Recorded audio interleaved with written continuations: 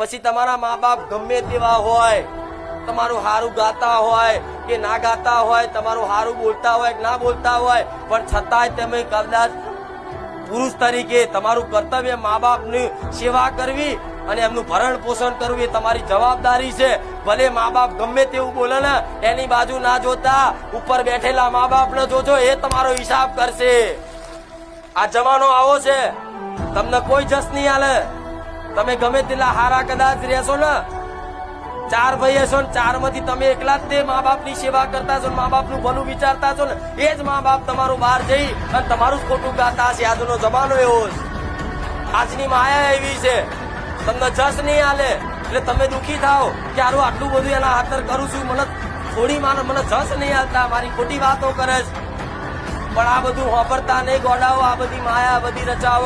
પણ તમારે તો તમારા કર્તવ્યનું પાલન કરે. ભલે મા બાપ મને કાઢી મેળતા ને તો નાક વગરનો લખતો થઈને તેમની સેવા કરી, નો બનીને સેવા કરીશ. જયારે જયારે જરૂર પડશે ને તો બીજા ભાઈઓ કોઈ આવશે નહીં આવે, પણ હું પેલો ઉભો રહીશ.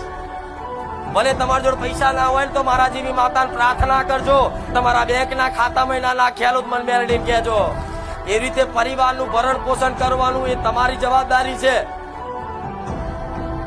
વ્યક્તિગત જે માણસ પોતાનું નહીં પણ બીજાના માટે જીવતો હશે ને એના માટે ભગવાન માતાજીની કૃપા વિશેષ હોય.